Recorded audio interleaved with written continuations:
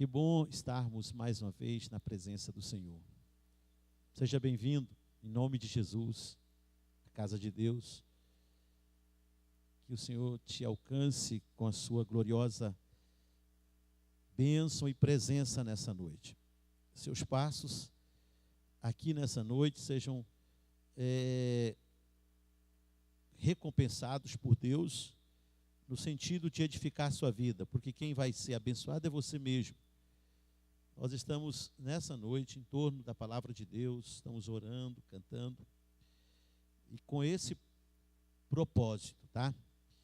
Nós vamos ler um trecho da palavra de Deus, e nós vamos fechar hoje uma palavra que pensamos nas últimas 3 terças-feiras, né?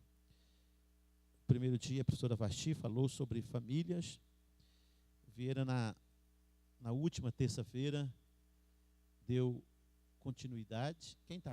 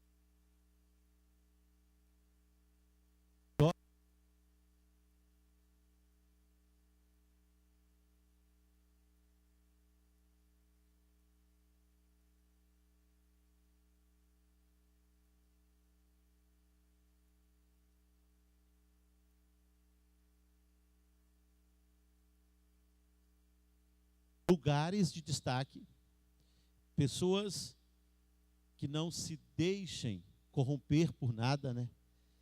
E que estão dispostos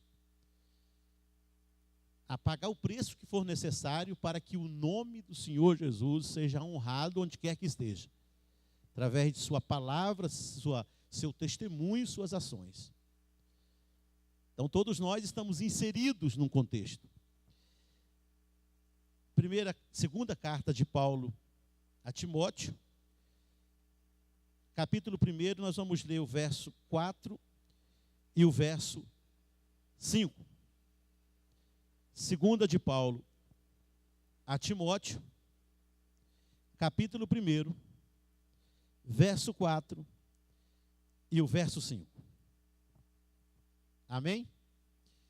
Glória a Jesus. Eu sei que é uma terça-feira, e sei que os irmãos estão cansados, e eu hoje não consegui nem colocar no data show como os 2 professores fizeram. Eu tive um começo de semana muito corrido. A chuva de sábado acabou arrancando as telhas da casa pastoral ali, e eu arrumei um rapaz para consertar, mas acabou ficando complicado, irmãos, porque eu resolvi seguir o conselho do Divino Cesário, amarrar as telhas, e tive que ficar de servente, né? Não tem rede, quase o tempo ficou meio pequeno, porque o homem sobe lá em cima, e se ele precisar de um prego, ele grita, traz um prego, manda uma telha, desce uma telha, e acabei que o começo de semana ficou bem cheio. Mas não significa que eu não tenha preparado, eu só não tive tempo de montar os slides, porque me tomaria mais tempo, e eu ainda não estou tão treinado igual o Vieira. Ele falou que ia me dar uma aula, mas ele está em débito comigo, viu, Daílson? Eu ainda não tive essa oportunidade de ter essa aula com ele, mas a culpa não é dele, é minha, eu que não tive tempo. Vamos à leitura. Lembrando-me das tuas lágrimas, Paulo escrevendo a Timóteo, capítulo 1 da segunda carta, verso 3 verso 4, verso 5. Lembrando-me das tuas lágrimas, estou ansioso por ver-te, para que eu transborde de alegria pela recordação que guardo da tua fé sem fingimento. A mesma fé que primeiramente habitou em sua avó Lóide e em sua mãe Eunice, e estou certo de que também habita em ti. Então Paulo fala, estou com saudade de você, Timóteo. Eu lembro tudo sobre você, até das suas lágrimas, quando orávamos e chorávamos juntos. E eu sei da tua fé, que é uma fé genuína, sem fingimento. Sei que essa fé você herdou como legado da sua avó Lóide, da sua mãe Eunice, e que passou para você. Essa mesma fé habita em você. Nesse contexto de 2 Timóteo, Paulo estava numa situação crítica, o velho apóstolo. Ele estava na sua última prisão em Roma, aguardando a sentença de morte. E por motivos diversos, e ele chega a citar alguns, seus colaboradores haviam deixado ele só, partido. Ele falou assim, só Lucas está comigo. Os irmãos de tal lugar me abandonaram, outros saíram, e eu estou em solidão aqui na prisão.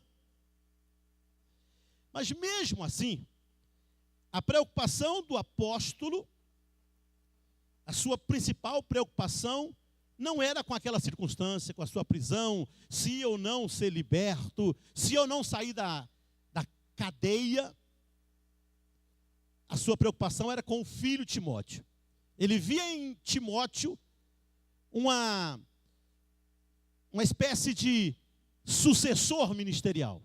Ele estava preocupado com o ministério pastoral do filho. No primeiro verso desse capítulo, ele chama Timóteo de meu filho amado. Filho é uma expressão muito paterna e carinhosa. Então ele tinha Timóteo em grande estima. Nós vamos pensar nisso nessa noite. Pensando nas famílias e pensar também na liderança. Nós precisamos, a igreja precisa, o mundo precisa de famílias fortalecidas, que mostrem maior preocupação com os filhos. Por quê? Os planos de Deus sempre estiveram ligados à família. A história bíblica prova isso. A formação da família no Éden, a promessa de Deus na vida dos patriarcas, a bênção para todas as famílias do chamado de Abraão. Quando Deus chama Abraão e lhe faz promessas, ele fala, olha, eu vou através de você abençoar todas as famílias da terra. Então, quando eu oro para a minha família, eu penso nessa oração e nessa promessa do Senhor a Abraão. A minha, a sua, a nossa família está inserida nessa promessa. Sim ou não, irmãos? Todas as famílias da terra estão inseridas nessa promessa do Senhor a Abraão. Então a igreja precisa de famílias estruturadas. Famílias estruturadas são fundamentais para o bem-estar da sociedade e da igreja. Vamos observar. Os membros dessa família estruturada sabem cultivar relações saudáveis na vida social. Então, onde tem uma pessoa que convive, ou que vive, ou que saiu, ou que está em uma família estruturada, esse indivíduo sabe relacionar. É o que mais a gente vê hoje nas tentativas do governo em achar soluções para a delinquência. Aí eles tentam achar uma desculpa, mas quando os terapeutas vão estudar, eles sempre dizem, olha, na verdade o problema é a estrutura familiar. Ele sofreu agressão, ele sofreu repúdio, ele sofreu maus tratos e acabou se tornando num delinquente. acabou trazendo problemas. Mas tem muita gente que não é delinquente, que não assalta, que não rouba. Tem muita gente até da igreja que tem dificuldade de relacionar. Em casa, na igreja ou até no trabalho. Sim ou não, irmãos? Claro, gente. Quem trabalha com pessoas sabem disso. Um dia eu vi uma pessoa falar uma coisa que me deixou muito triste. Ele era um gerente de uma instituição, falou: olha, esse crente tem dificuldade de fazer amizade. Ele briga com todo mundo. Eu queria ouvir o contrário, né? Esse rapaz é uma bênção. Mas o problema pode estar na estrutura familiar desse indivíduo, mesmo sendo crente. Porque as heranças acabam acompanhando a pessoa. Quando a família está desestruturada ou enfraquecida, os reflexos aparecem dentro da igreja, na sociedade e até na nação. Até na nação. Uma nação se torna enfraquecida se a família está enfraquecida, se a sociedade está enfraquecida. Então, tudo começa na célula máter da sociedade, que é a família. Nós temos essa responsabilidade. Quando Deus criou, formou, arquitetou a família, Ele pensou em alguma coisa estruturada. Quando Adailson falava sobre a família de Noé, o tempo era difícil. Era um tempo sem precedente, tamanha era a situação de desagravo para Deus, que Deus falou: olha, eu vou dar cabo da humanidade. Não dá para conviver com tamanhos erros. Mas a família de Noé era uma família estruturada. Sim ou não, irmãos? Mesmo diante do grande desafio do patriarca, ele conseguiu estruturar sua família. Agora, isso é um desafio. Hoje nós convivemos com os graves problemas da família em nossos dias. Nós podíamos fazer aqui, uma série enumerar uma série de problemas. Quantos problemas cercam a família brasileira, por exemplo? Mas eu podia pensar em alguns. Rompimento dos laços conjugais. Nunca se divorciou tanto como nesses dias. E o divórcio acaba trazendo traumas. E deixa traumas no que fica, no que sai e nos filhos. Até os filhos adultos, uma pesquisa recente, provou que eles ficam traumatizados. Eles têm os seus problemas, mas não querem que os pais se separam. Tamanho é o estrago que uma crise conjugal, uma quebra de aliança, um divórcio faz na sociedade. E o diabo sabe disso muito primeiro do que nós. Deus inventa o casamento, o diabo falou: vão inventar o divórcio. E olha que é tão tremendo que o casamento ele passou por acordos, né? por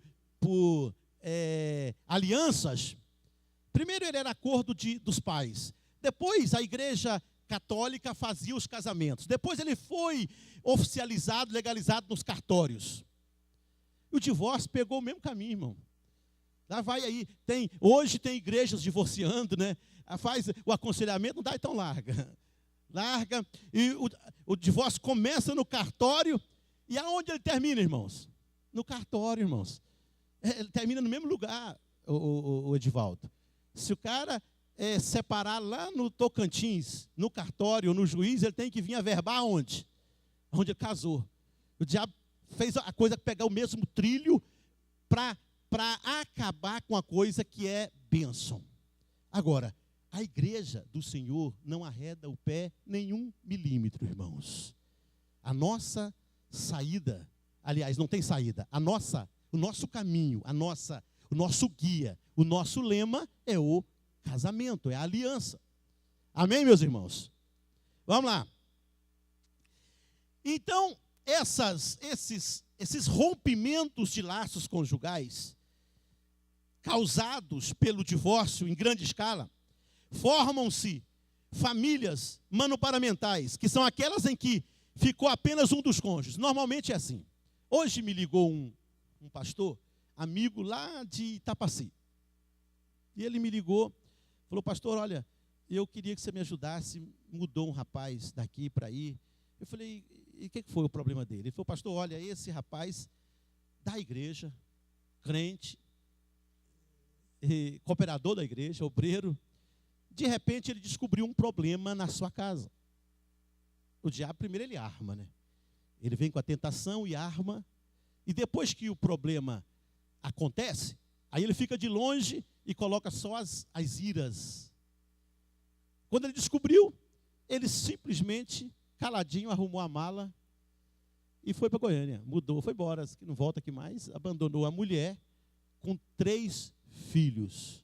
A mulher aventurou com o rapaz, teve uma queda, mas arrependeu, mas aí não teve mais jeito. Dentro da igreja. Agora veja o estrago que o diabo fez. Esse moço vai ficar aqui triste, arrebentado psicologicamente, porque está longe dos filhos. Dificilmente ele vai conseguir se reerguer, se conseguir.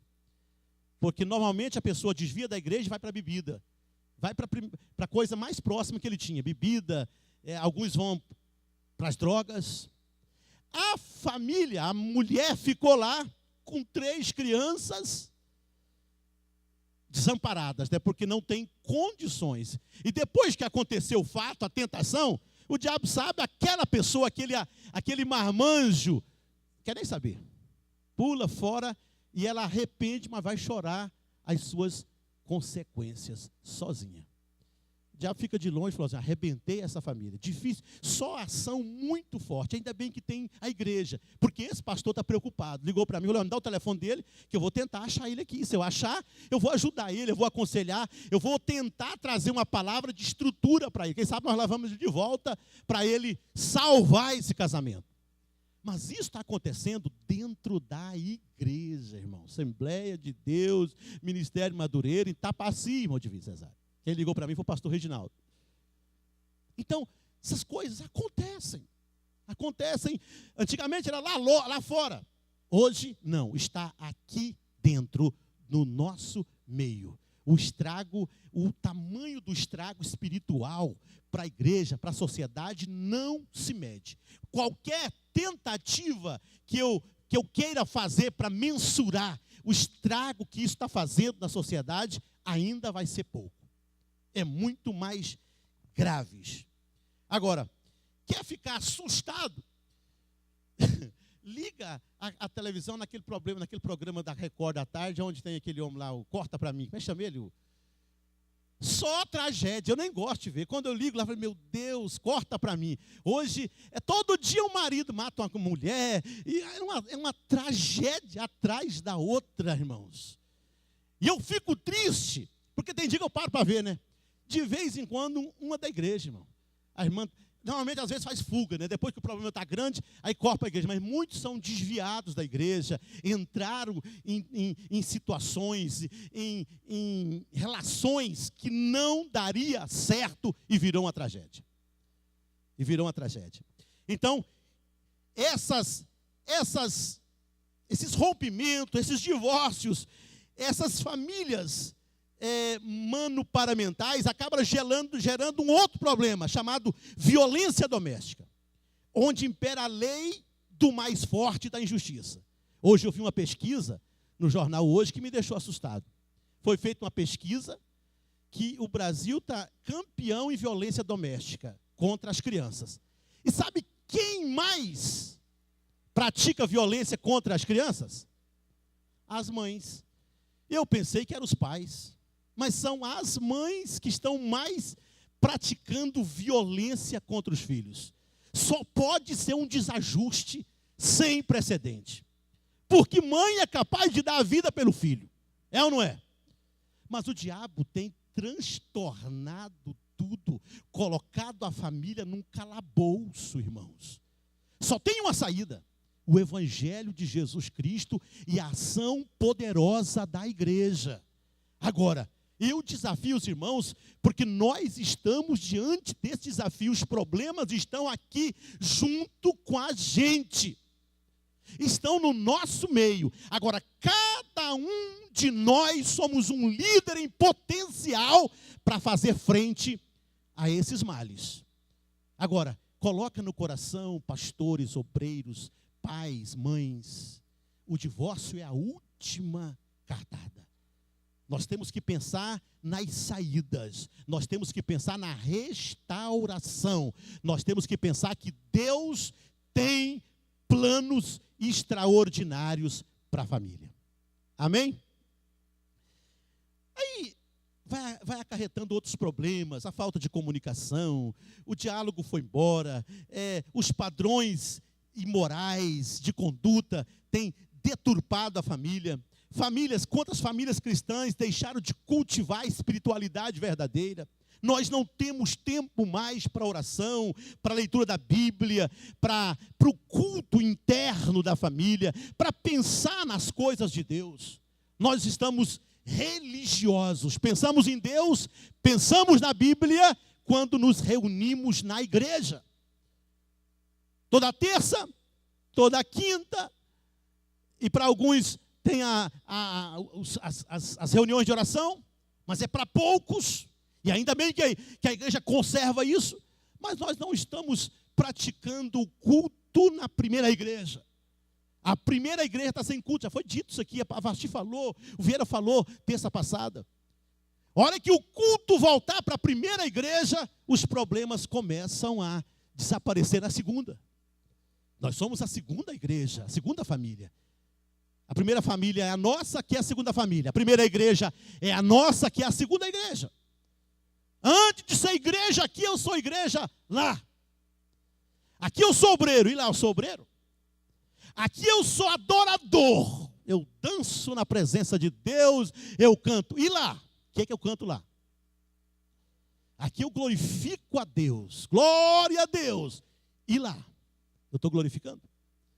Aqui eu sou intercessor. E lá? Então, o dia que nós equilibrarmos as ações da igreja, do indivíduo igreja, nas duas igrejas, na igreja local que está lá em casa e na igreja local que está aqui, eu vou salvar a igreja do Senhor Jesus. Eu vou contribuir para a igreja. Estão entendendo, irmãos? Estão entendendo? A igreja do Senhor Jesus precisa disso. Precisa que nós voltemos à prática do primeiro amor nas duas esferas de igreja. Porque se eu orar lá, cantar lá, exaltar lá, Deus vai salvar a minha família, Deus vai fazer milagres. Porque eu não creio em situação perdida, irmãos. Eu sou daquele, enquanto a vida, há esperança. Preocupa não, irmão Duval. Fica tranquilo. Menos você não dorme. Se você dormir, você vai cortar agora. Maravilha. Copo quebra meu, já quebrei uns 2. Vamos lá. Se eu praticar a igreja na minha casa e praticar com sinceridade, pode ter certeza que eu vou abençoar a igreja do Senhor Jesus. Vai ser uma bênção lá, vai ser uma bênção aqui. Amém, meus irmãos? O exemplo da família de Timóteo. Então vamos pegar o exemplo da família de Timóteo. Todos os 2 primeiros capítulos, mas nós vamos pensando aqui. O temor do Senhor nos progenitores. O texto, Paulo faz referência da mãe de Paulo, como é que era o nome dela? A mãe de Timóteo, perdão. A mãe de Timóteo. Como é que era o nome da mãe de Timóteo? Vamos falar assim, irmã Eunice. Essa era a mãe de Timóteo. E a avó de Timóteo? A irmã Lloyd. Nomes bem corriqueiros, né? Eu já tenho um monte de Lloyds que eu conheço e tem um monte de Eunices, né? Lloyd o povo não gosta muito não, mas a Eunice o povo gosta. O texto silencia com o pai. Com certeza o pai estava morto. Naquela época, irmãos, normalmente o pai morria com 30 anos. Quantos anos? 30, irmão, porque ele entrava no exército com 20, Vieira. E normalmente naquela época não vingava 10 anos na guerra, não. Então, era muita guerra. E ele morria antes dos 30, e a mãe ficava viúva. Tá? Então, Paulo não menciona o nome do pai, porque tem gente que fala assim, olha, ele é desviado. Não vamos pensar nisso, né? O poder de Deus na vida da irmã Lloyd, da irmã Eunice, com certeza salvaria o pai se ele estivesse vivo. Sim ou não, irmãos? Então vamos pensar que ele tinha falecido. Mas olha, o temor vem por quê, irmãos? O que Paulo faz menção daquilo que habitou na Lloyd e habitou na Eunice? Conhecimento da palavra, irmãos. O temor, pensa comigo, só vem para um crente se esse crente vivenciar a palavra de Deus. Eu ouvi um testemunho essa semana e eu fiquei impressionado com isso. Mas esse pastor, ele diz ter recebido uma palavra de Deus em que dizia o seguinte, que nós estamos num tempo, Ney, principalmente a classe ministerial, de cessar com busca de conhecimento, começar a viver o que sabemos. Nós já sabemos demais. Falei com o Edivaldo hoje, se eu viver o que eu sei, Adailson, maravilha. Já pensou, Vieira? Daílson, Mael, Ney, todos aqui. Se nós vivermos o que sabemos já da palavra de Deus, é ou não é suficiente para salvar a nossa vida? Nós estamos ávidos por conhecimento, irmãos. Nós vamos atrás. Vai estar em tal lugar, a gente paga um preço, vai lá. Se o cara for bom, você se esmurra, sofre, paga ingresso, viaja longe e aprende mais. Mas não vive. A vivência é pouca. Então a igreja do Senhor precisa dar uma reviravolta. Se começarmos a viver a palavra de Deus. É grave isso aqui, irmãos, mas é de Deus isso aqui. Praticar o que sabemos. Porque não adianta nada saber sobre amor, não adianta nada saber sobre doutrina, não adianta nada saber sobre adultério, sobre qualquer coisa e não viver. Eu tenho que viver. Não adianta eu conhecer tudo sobre murmuração e não viver. Não adianta eu conhecer tudo sobre casamento e não viver. Não adianta eu saber tudo sobre santificação, as coisas da santificação, os caminhos, e não buscar a vivência. Então Deus quer de nós o quê, irmãos? Que eu viva o Evangelho. Aqueles progenitores de Timóteo, as progenitoras, né? Eles viviam, a ponto de Paulo, o velho apóstolo, falar, olha, habitou na sua avó, ela viveu. Habitou na sua mãe, ela viveu. E eu sei que vai habitar em você. Estou certo que você vai caminhar pela mesma trilha da palavra de Deus. Se a palavra de Deus nortear a nossa vida, olha para mim, meus queridos, a nossa vida vai ser uma bênção. A nossa família vai ser uma bênção. Se alguém sair, desviar, lá na frente Deus vai trazer de volta, porque o testemunho de uma mãe, eu já presenciei isso. Algumas mães que ganharam a família, pagando um preço sem precedente. Mas quando você vive a palavra de Deus, o preço também não é pequeno. Era uma espiritualidade genuína, que consistia em ensinar a Timóteo as sagradas letras. Tem uma versão que fala as preciosas letras. E fazia isso na primeira igreja. Qual que é a primeira igreja, irmãos?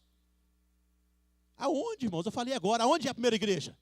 Em casa.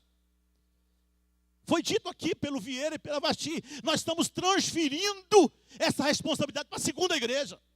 Nós pensamos que a igreja que tem que educar alguém, estuda e fala, vou sair da igreja, porque aqui não tem muito culto para criança, para ensinar, meu filho não está aprendendo. Eu falei, olha, está errado. Nossos filhos têm que aprender em casa, no primeiro aspecto da igreja. Aqui é o lugar de reunir para adorar a Deus. Aqui ele mostra o que sabe.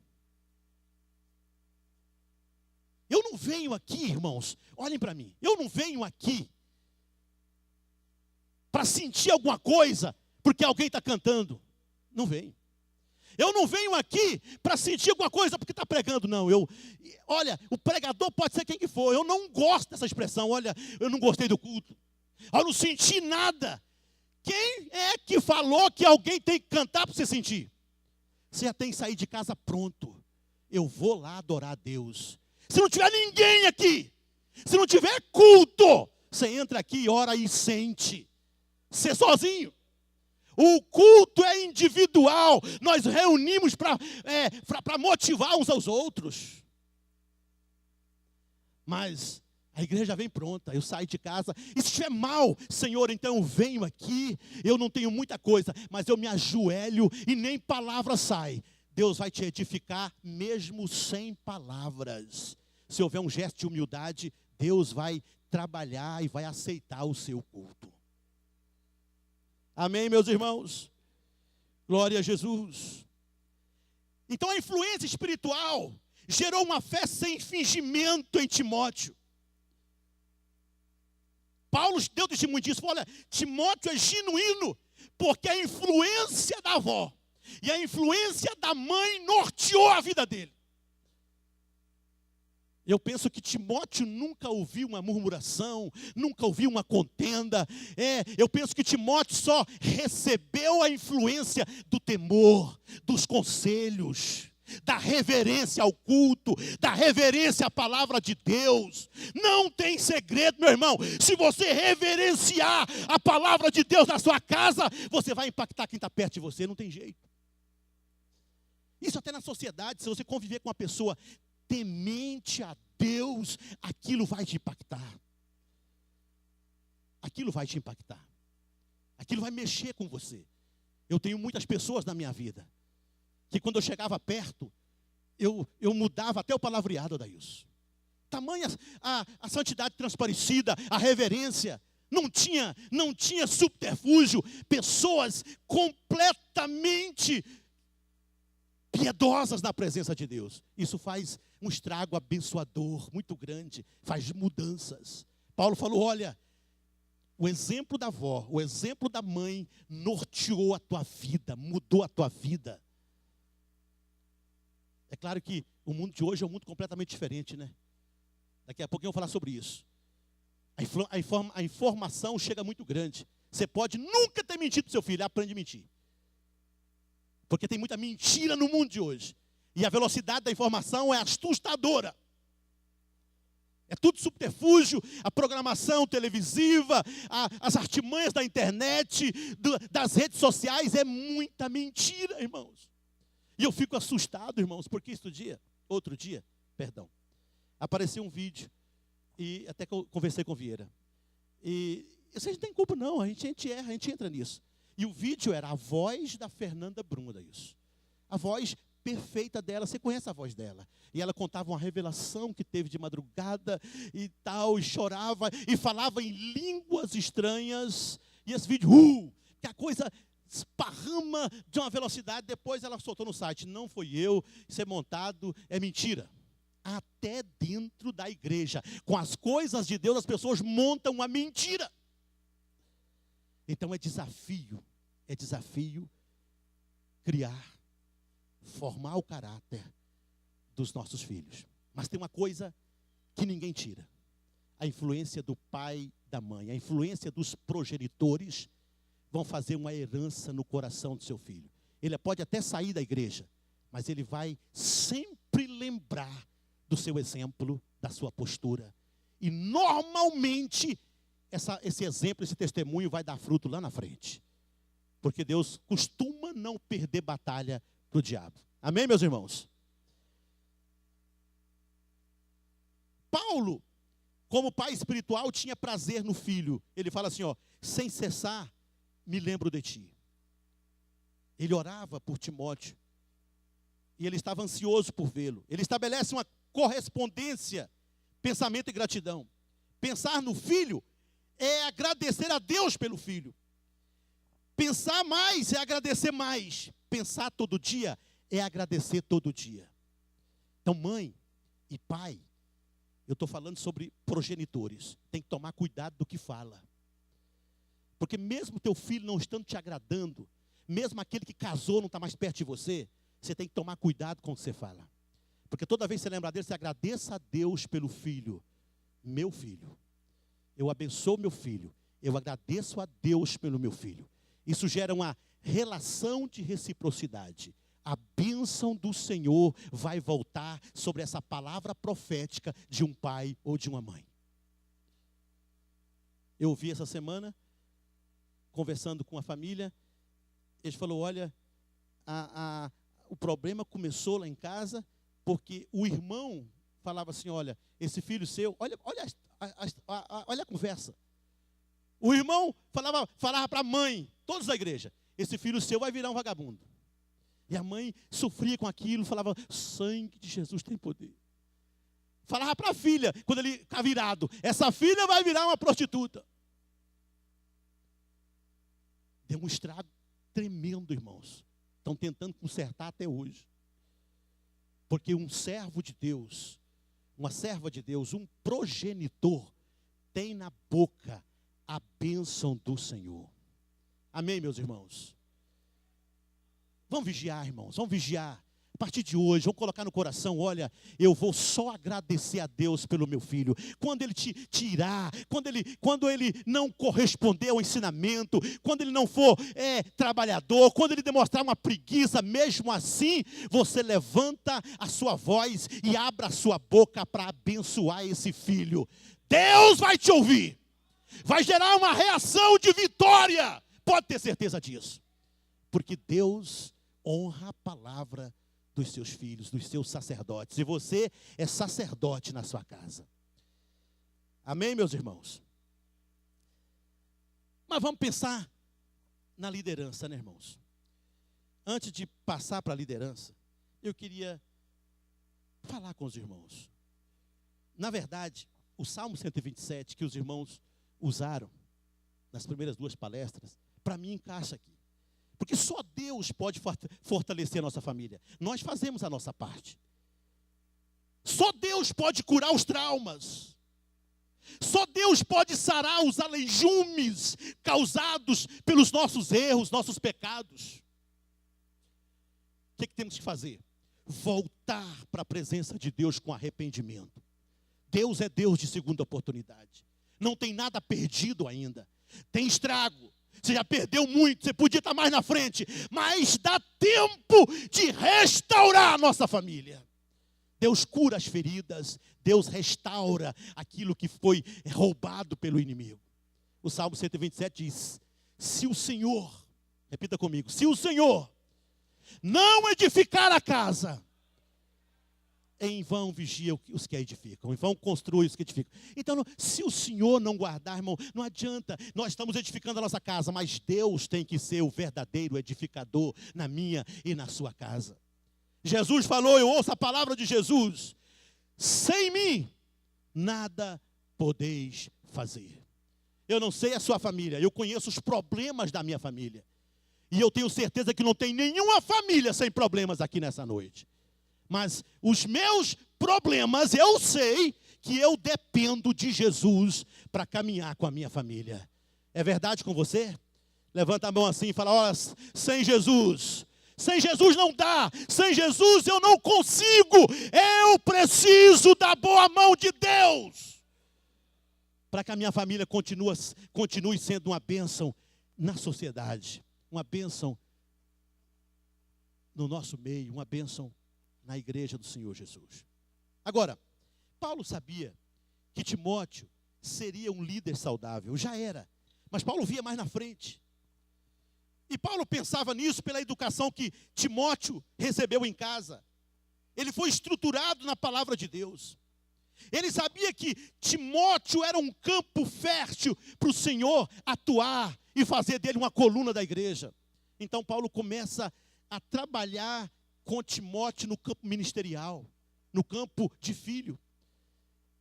E de repente Paulo começa a dar conselhos, porque ele começa a falar, meu filho amado, meu filho na fé, eu quero te trazer instruções. o apóstolo procura intensificar seus apelos a Timóteo, e o faz a partir do verso 6 do capítulo 1 até o verso 13 do capítulo 2, no começo da carta, da segunda carta a Timóteo. Paulo então vai dando conselhos. Parece que, e isso é verdade, que Paulo manda Tíquico ficar em Éfeso, no lugar de Paulo, no lugar de Timóteo, e pede para Timóteo ir em Roma, onde ele estava, para encontrá-lo mais uma vez, para trazer conselhos. Mas isso parece, os historiadores não têm certeza se aconteceu. Mas ele aproveita o texto para trazer ensinos e apelos ao jovem pastor Timóteo. Esses apelos de Paulo a Timóteo, que já era um obreiro iniciante, mas era tímido, era doente, tinha doenças. Durante as cartas, ele chegou até a dar orientações. Paulo sofria de uma doença que é comum hoje, né? Dor no estômago. Frequentes enfermidades no estômago. Quem gosta de beber vinho sempre usa o texto, né? Paulo manda Timóteo tomar um pouco de vinho por causa das frequentes enfermidades. Aí o povo, está vendo? Ó o vinho aí. Às vezes nem entra no mérito, né? Mas o vinho ali, segundo o pastor Antônio Gilberto, e segundo muitos outros professores, não era o vinho vermelho. Era o suco concentrado de uva mesmo. Da uva, né? Aí Paulo então começa a pensar. A primeira coisa que Paulo aconselha e apela para Timóteo está no versículo 6. Eu te exorto a reavivar o dom de Deus que há em ti. A versão de vocês, a maioria diz, reavives o dom que há em ti. Essa versão que eu escrevi aqui é a versão Bíblia de Jerusalém. Eu te exorto a reavivar o dom que há em ti. Timóteo era filho espiritual de Paulo. Foi pela imposição das mãos do apóstolo que Timóteo ingressou no ministério, no pastorado. Mas as dificuldades já estavam interferindo na sua paixão ministerial. Por isso Paulo faz essa exortação. E eu fiquei lendo as duas cartas hoje e acabei descobrindo uma coisa interessante. Na primeira carta, capítulo 4, verso 14, Paulo exorta assim: não te faças negligente com o dom que há em ti. E a primeira carta foi um tempo bem antes da segunda carta. Mas Paulo já estava percebendo que o risco de um esfriamento ou de um sofrimento maior na área espiritual poderia ocorrer. Aí Paulo, olha, desperte, não faças negligente. Porque se eu negligenciar a minha liderança, é tudo que o diabo precisa. Ele só quer um pequeno deslize. E aí você vai relaxando, irmãos. Se era excelente, deixa de ser excelente. Aí vai chegando um conhecimento, e alguns chegam a dizer, para que isso? Para que ser tão assim, caxia? Vai desaprendendo. Começou bem, foi relaxando. Em todas as esferas da liderança. Não importa o grau da tua liderança. Tem gente que com o tempo foi ficando fraco na liderança, no ministério. Aí Paulo, bem antes, já falou, olha, não te faças negligente. Mas no verso 6 da segunda carta, a exortação é, eu te exorto a reavivar. E o verbo grego, traduzido por reavivar, significa remexer as brasas. Quem já assou carne aqui? Quem assa carne aqui dos homens, irmãos? Você põe a carne e começa a assar carne, não é, irmão Antônio? Quando você assar a primeira, e o senhor é bom nisso, todo final de semana, a primeira leva de picanha, a brasa vai ficando coberta de cinza, é ou não é? Se você não mexer nas cinzas, você não vai conseguir ter o mesmo êxito no churrasco, é ou não é? Você tem que remexer as brasas. O verbo tem esse sentido. Remexer. Avivar o fogo. acender novamente. Agora, quem veio da roça igual eu, não tem problema com isso, né, irmãos? Porque minha mãe, ela queria que o fogo não apagasse. Então ela chegava à noite, ela falava para meu pai, arruma eu vou usar a expressão que ela usava, uma tora de pau mais grossa, de preferência de uma madeira mais firme, e coloca no fogão. Por um tição. Porque essa madeira mais de lei vai queimar devagarzinho a noite toda. Estão entendendo? Quem é mais antigo que sabe disso. No outro dia, minha mãe não tinha muito sofrimento, porque a responsabilidade era dela. Chuva na roça, aquelas casas, entendeu? Aquele frio. Mas se tivesse um tição aceso, estava em casa. Era só colocar uma lenha fina, uns gravetos ali, soprar um pouquinho, e o fogo acendia novamente. Paulo usa esse termo. Então Timóteo já estava passando por um problema mais grave. Reavivas, você tá apagando. Olha, irmãos, não tem nada a ver com a salvação aqui. Concorda comigo? Não tem nada a ver. É a questão espiritual. Porque Paulo mesmo escreveu depois, dizendo, olha, não extingais o espírito. Toda vez que a Bíblia fala de fogo, é figura no Novo Testamento do Espírito. Toda vez. Então, o fogo no Novo Testamento é símbolo do Espírito Santo. Quando ele desceu no dia de Pentecostes, eram línguas como que? De fogo. Línguas repartidas. A igreja virou fogo puro. E aí ficou essa expressão no meio dos pentecostais. Olha, o culto foi fogo puro. Para eles, fogo... Mas não é bem isso não, irmãos. O fogo é o fervor espiritual, a piedade que deve estar nos nossos corações. Mas isso é possível apagar, irmãos. Você fica um crente salvo aí pela misericórdia e graça de Deus. Mas tem 150 anos que você não sente mais nada. Está triste, tem emoção, nem emoção tem mais. Aí você é capaz de viver de glórias. O pregador hoje começou a me alegrar. O Leonardo começou a mexer comigo. Como eu gostei daquele pregador. Mas o fogo está aceso, irmãos. Eu quero ver você vir aqui para o sítio de oração e fazer o fogo que as irmãs fez hoje cedo aqui. Foi um reteté de Jesus aqui hoje. Ó. Mas não tinha ninguém pregando lá, irmão. Quem estava pregando hoje lá, irmã? Quem estava pregando? Hã? A irmã? A irmã Lourdes. Não sei nem quem é a irmã Lourdes. Acho que não é daqui não, né? A mãe ainda está... Ah, a irmã Lourdes, irmã. A irmã Lourdes do irmão Sebastião. A pregadora era a irmã Lourdes. E o fogo caiu, irmãos. Então a brasa estava viva. Estava ou não estava? Estava, irmão. Você não tem que... Agora, tem gente que fala assim, eu gostei do pregador. Quando é que vem, pastor? Não, meu irmão. O fogo está aí. A vida espiritual é sua, ela é individualíssima. Paulo exortou a Timóteo. Olha, meu líder, não dá para exercer com o fogo apagado. Ele enfatiza que não recebemos do Senhor espírito de covardia. O apóstolo está falando sobre disposição psicológica. O líder não pode carregar um espírito de medo em seu trabalho pelo reino de Deus. Jesus disse aos seus discípulos, porque sois assim tão tímidos, não têm de fé. Uma pessoa que perdeu o impacto do espírito, ele está completamente medroso. Ele não tem mais coragem de vir no Cesáreo. Mas Deus quer a igreja, principalmente os seus líderes, completamente fervorosos, cheios, vivos, acesos e corajosos na presença de Deus. Amém, meus irmãos? Amém ou não? Ou não amém, amém? Ou não amém, né? Como diz os pregadores aí. Por quê? Porque o fogo é seu. A palavra está na sua boca. A palavra o Senhor já colocou no seu coração. A vida espiritual é sua. Deus já acendeu essa chama no seu coração.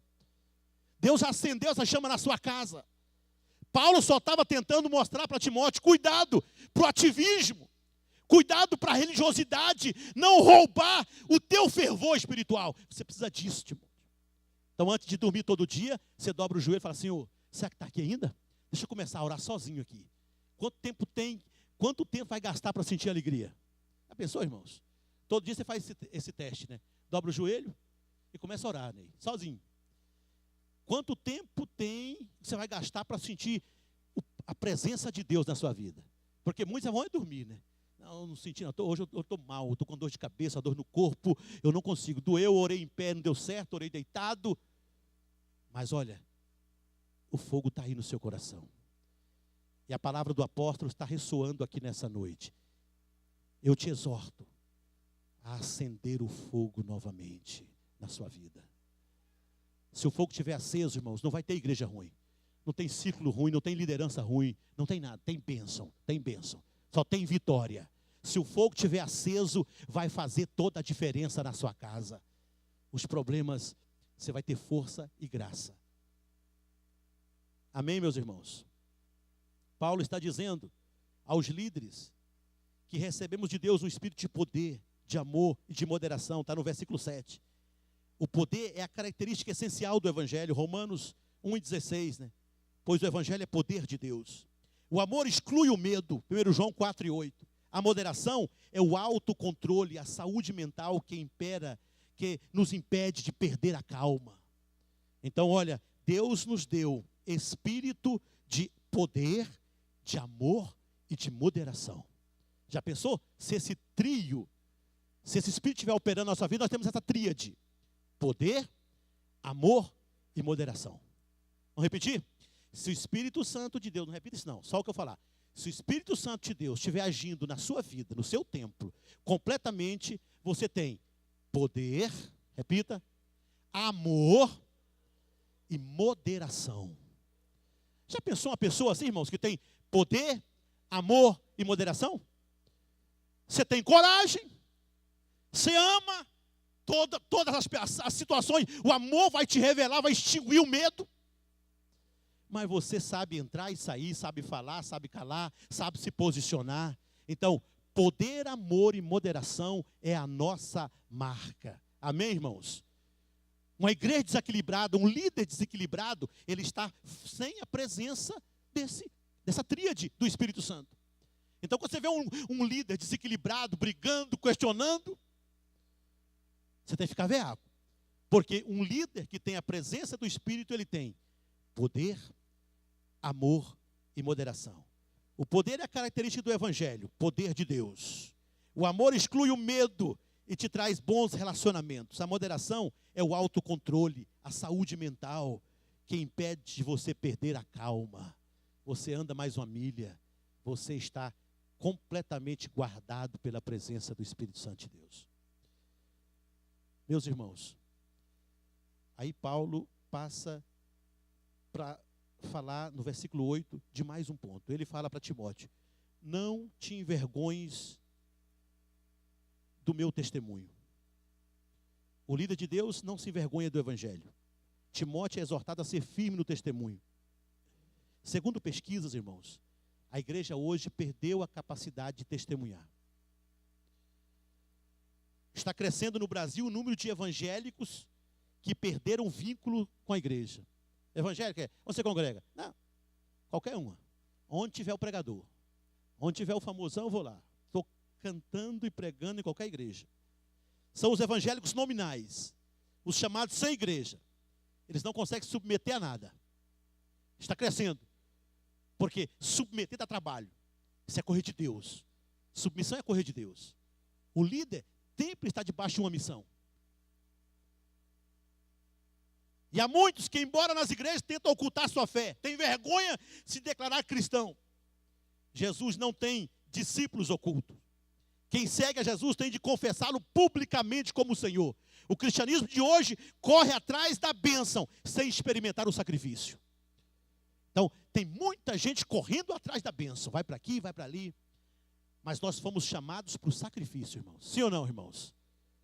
Eu vejo, de vez em quando as pessoas falam: eu fui para o monte orar, fui para o monte. Para que você foi no monte? Não, eu estou com a campanha, eu estou atrás da bênção. Eu coloquei uma causa. Não adianta ir no monte para isso, irmãos.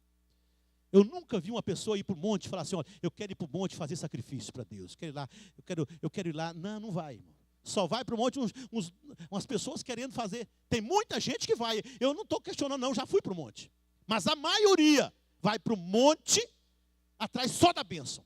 Mas Deus está querendo que nós pagamos o preço pelo sacrifício. O Evangelho é de sacrifício, irmãos. Amém? Aí Paulo ainda fala no versículo 8, 9 eu termino. Participa comigo dos sofrimentos a favor do evangelho. Paulo chama Timóteo, olha, eu estou sofrendo aqui, mas eu não errei. Não tenha vergonha de mim. Ele falou, muita gente se envergonhou de mim. Os irmãos me abandonaram, estou sozinho aqui. Porque as pessoas estão pensando que eu tenho culpa de estar preso. Mas Timóteo, não se envergonhe do seu pastor.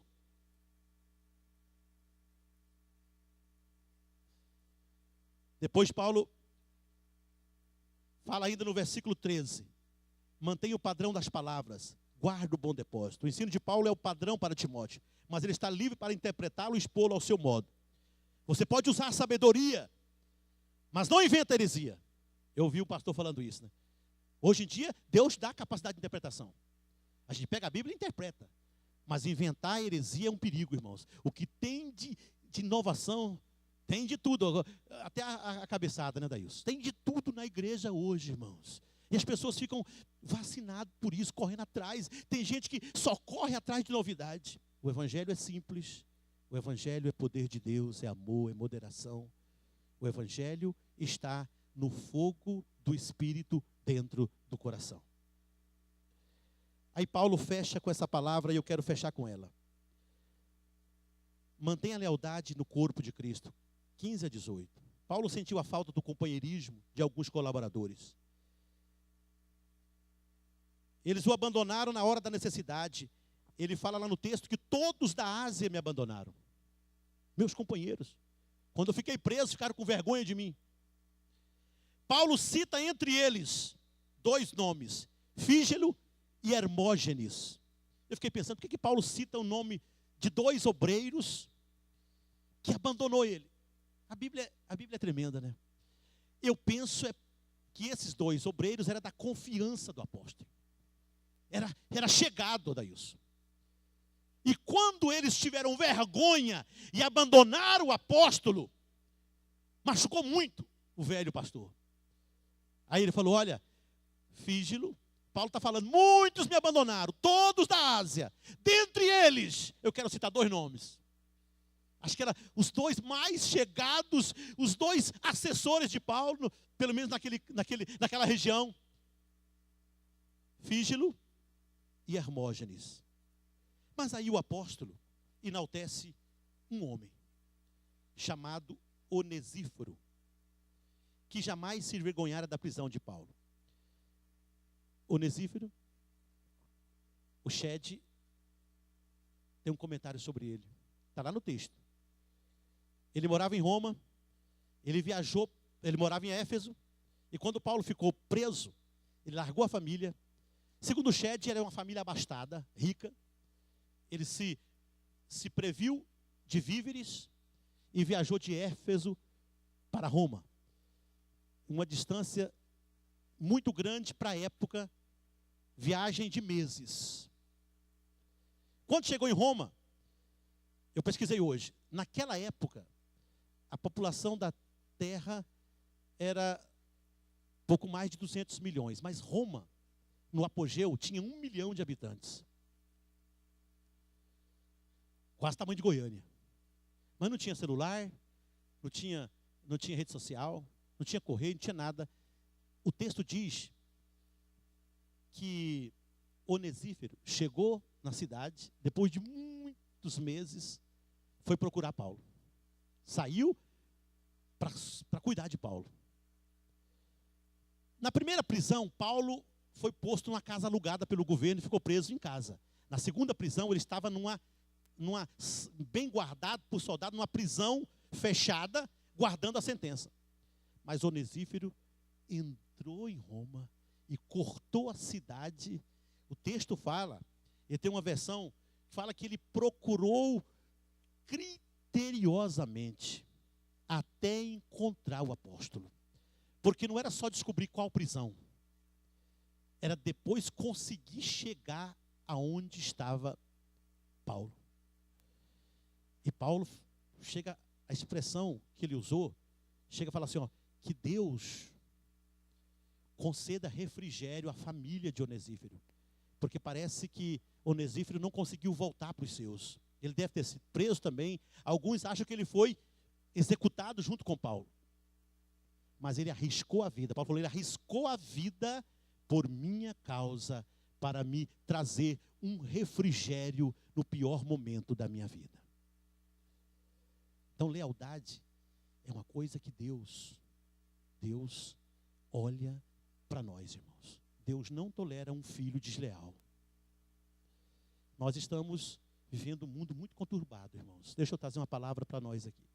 Seja leal na sua casa. Seja leal com seus colegas de trabalho. Seja leal na sua igreja. Deus não deixa sem troco uma deslealdade. Principalmente em alguém que confia em você. Em alguém que convive com você. E o diabo sabe disso, irmãos. E nós estamos vivendo muito capinar no meio da igreja. Às vezes a gente reúne pastores, e os pastores reclamam. Não tem ninguém, Ney, para você abrir o coração. Falar, olha, eu estou com um problema. Porque se você falar assim, eu estou com um problema para alguém, ele já sai dali falando assim, ó, está caído. Pastor, está caído. Ih, falou para mim. Você não acha um ombro. Porque o diabo disseminou isso até no meio dos pastores, dos obreiros. Eu tenho orado muito a Deus, para Deus me dar esse espírito de lealdade. A mim e a todos aqueles que estão perto de mim. Porque não tem nada mais salutar para uma pessoa do que lealdade, irmãos. Lealdade. Eu ouvi isso de um pastor, que hoje já morreu, o pastor Gilson, que foi pastor meu. Ele falou um dia, numa prova muito grande, quando ele foi transferido de séries. Eu cheguei na casa dele depois da transferência. E ele estava arrebentado. Ele fechou a porta, falou, não deixe ninguém entrar aqui. Aí eu bati na porta, aí falei, pastor, eu quero entrar. Ele falou assim, não, tem uma exceção, vou deixar você entrar. Eu conversei com ele até de madrugada. Ele tinha erros, irmãos. A transferência teve processo de erros ali. Mas não podiam fazer o que fizeram com ele. E quase todos que fizeram pagaram um preço muito grande. Ele falou, olha, eu preciso de uma pessoa que me entenda no momento de angústia, no momento de dor. Então hoje, pensa numa coisa difícil, irmão. Deixa eu abrir o coração para vocês. Pensa numa coisa difícil, pastorear a igreja. É muito mais difícil do que vocês imaginam. Porque nós mexemos no campo da suposição. No campo da suposição. Você lida com vidas, com sentimento, com pessoas. E às vezes isso é muito complicado, muito complicado. E a coisa mais nobre que Deus pode fazer no meio da igreja é lealdade. Espírito de lealdade. Se eu não posso ajudar, eu não vou estragar mais. Se eu não puder ajudar, pelo menos eu vou silenciar. Que o Senhor nos dê espírito de lealdade. Amém, meus irmãos? É um problema grave de todos nós. Mas o Senhor pode fazer isso, porque a igreja dele é leal. Ele foi leal com a igreja. E ele quer discípulos leal. Ele quer líderes que sejam leais. Você não tem que concordar. Você não tem que concordar. Você pode discordar, mas você tem que ser leal. Você tem que ser leal. As pessoas precisam receber essa palavra no coração. Deus tem que fazer uma obra grande no nosso meio, porque a lealdade é um caminho maravilhoso para trilharmos. Amém, irmãos? E aí, ele ainda não vai dar para fechar. Ele fala da capacidade de fazer líder, né? Paulo fala para Timóteo, Timóteo, quero que você ensina a outros, porque nós temos que formar uma cadeia. Um ministério bom, Ney, é um ministério que dá frutos, mas que deixa um rastro. Deixa um rastro para trás. Quantos discípulos você está deixando? A liderança boa não é aquela que marcou, não é aquela. Quantos discípulos você fez? Não tem ninguém como o pastor Albino aqui em Goiás. Um homem simples, quase letrado. Estou falando da Assembleia de Deus, irmãos. Conheço a Assembleia de Deus. Naquela época, os pastores criticavam ele. Você fica mandando esses rapazes para o seminário, para Pindamonhangaba, vai voltar e vai dar problema. Eu confio no Deus que eu sirvo. Eu confio nos meus meninos. Às vezes ele mandava 10, 3 dava problema, mas 7 viravam uma bênção na vida dele. Irmãos, a casa dele Eu fui muitas vezes. Era cheio de gente, a coisa complicava. Ele falava assim, tá bom, meu filho, nós vamos resolver isso aí. Então nós vamos resolver, Deus vai dar graça. Soube fazer líder, deixou um monte de gente, inclusive o nosso presidente da convenção, que foi líder dele desde menino. Isso é fantástico, irmãos, fantástico. Então, olha, você é líder, ensina alguém que está perto de você. Ensina o que você sabe, mas ensina mais ainda. Vai para a palavra. Paulo falou isso para Timóteo, olha, eu quero que você aprendeu de mim, quero que vocês procurem pessoas idôneas para aprender, para que esses ensinem outros, vamos formar uma cadeia. A igreja precisa seguir. Daqui a 20 anos, se Jesus não voltar, a igreja do Senhor vai estar aqui firme, Deus vai levantar outros. Paulo fala isso para Timóteo. Ele fecha pensando no exemplo que ele era, né? Ele fecha a carta, foi a última carta de Paulo. Ele considera um encarcerado, não de Roma, ele fala, eu sou um encarcerado do Senhor. Ele fala, eu sei em quem tenho crido, estou bem certo de que Ele é poderoso para guardar o meu depósito. Paulo tinha experiência profunda e pessoal com Deus. Eu sofro, mas sei porque estou sofrendo. Uma coisa é sofrer pelo Evangelho, outra coisa é sofrer por desobediência. Tem muita gente sofrendo por ser desobediente. Agora, quem é de Deus, às vezes sofre, mas sofre por amor a Cristo. E quanto mais sofre, mais cresce na presença de Deus. Vamos ficar de pé, vamos orar ao Senhor. Senhor, nosso Deus, nosso Pai. Como é tremendo a Tua palavra, Pai, como eu aprendo nela, Senhor Deus. Como a Tua palavra é rica, Senhor, e eu tomo essa palavra para o meu coração, eu me submeto a ela nessa noite, Pai querido. Eu recebo essa palavra no meu coração, a instrução que Paulo deu a Timóteo, o seu exemplo de vida, Pai. Que o Espírito Santo de Deus nos ilumine a entender que a igreja do Senhor está em dificuldade. A igreja vive o pior momento da história, mas essa igreja foi comprada e lavada no sangue de Jesus. E o Senhor tem qualificado líderes, o Senhor tem levantado homens e mulheres que pagam o preço, que fazem a diferença. Espírito Santo, tome a Tua igreja, abençoe o Teu povo, fortaleça a igreja. Nós vamos de vitória em vitória, enquanto o Senhor não volta para buscar a Tua igreja. Em nome do Senhor Jesus, nós oramos. Amém, amém. Deus abençoe, queridos. Pode ficar de pé, irmãos. Nós fechamos em 2 minutos. Podem recolher a oferta, os irmãos que vão recolher a oferta, podem fazê-lo agora, em nome de Jesus. Glória a Jesus.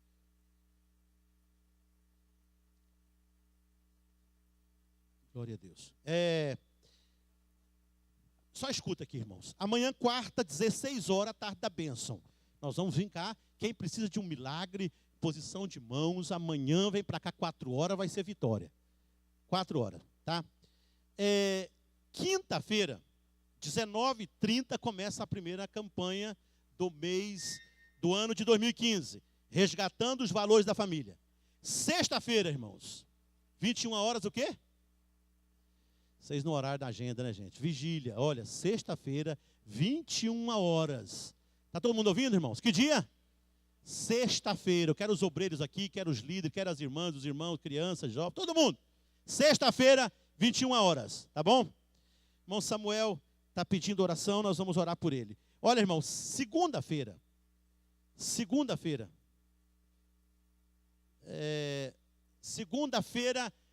19h30 horas, eu tenho uma reunião aqui com a missionária Jane e com todos os intercessores do salão UMADEP, tá? Todos aqueles irmãos que fazem parte daquela equipe de intercessão. Quinta-feira eu leio o nome, porque ela não me trouxe hoje. Quinta eu leio o nome, mas já tô avisando aqui. Segunda-feira, 7h30, eu preciso falar, reavivar esse dom de vocês. Tem gente que tem o dom, mas desanimou, parou na estrada, e a igreja não foi arrebatada ainda, e eu preciso de intercessores. Eu preciso de cobertura, a igreja precisa de cobertura, então eu quero os intercessores aqui. Se alguém não está fazendo e quer fazer parte, então venha segunda-feira. Eu quero estar aqui, pastor. Que hora que é para orar? Eu vou orar qualquer hora e conta comigo. Então venha segunda-feira, mas não vem desanimado, não. Não vem para dar pitaco aqui, pastor, isso não funciona. Para com isso. Eu quero gente que ora. Gente que ora com obediência. E esteja disposto a pagar o preço. Tá tá bom? Segunda-feira, 7:30 da noite. Amém?